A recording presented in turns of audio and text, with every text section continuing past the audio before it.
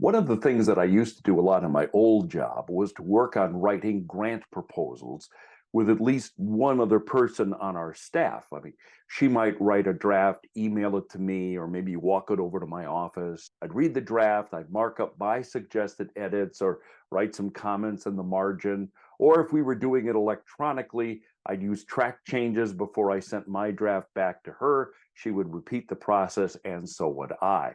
Took a pretty long time, and it might even take more time these days now that folks are working from home, often on different schedules.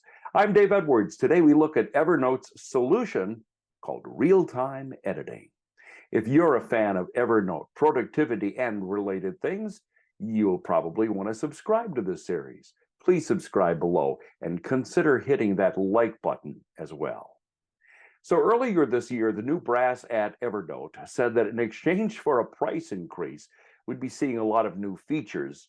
And shortly after, Evernote rolled out real-time editing. So basically, you can seamlessly edit a note on multiple devices at the same time. So let's say Bob is on his PC at home. John is on his Mac at home. Mary is on her iPad in a coffee shop. And they're all looking at the same document. Bob starts adding language to clarify a point. John and Mary immediately see the changes and they can make their own changes. Let me show you how it's done. So I have this existing note and I want to share it with folks. And so you can very simply come over here and invite people to share in the note with you.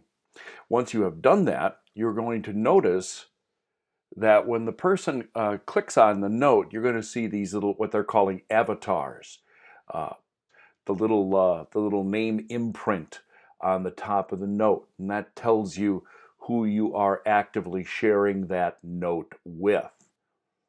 And by the way, if you want to know whether or not you have the latest version installed and you are ready to do real-time editing, you have to look for the avatar.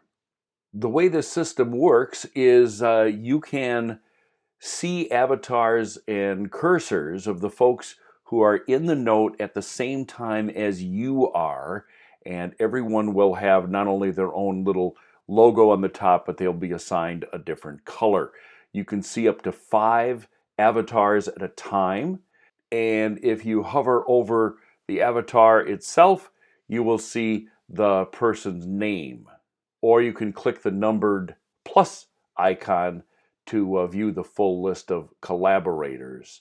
If a person has been idle for more than 10 minutes, their avatar gets grayed out. You can tap on the avatar to see what the person is working on. But let me show you how it works. So I'm going to get into another device. And now you will see my avatar pop up. Obviously, I'm doing this with myself, so it's the same avatar. And now I want to start making some suggestions and editing. I just added this to the note. Now this means also I can go back here and I can add a few more things, and that will appear in my note. I just happen to be using this on my iPhone.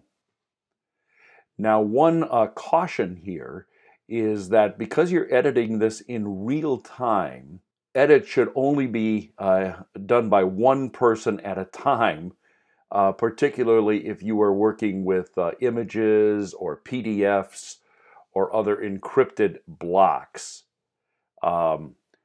The other person will still be able to see the rest of your note, but otherwise you might have some potential data loss if you try to edit those objects at the same time.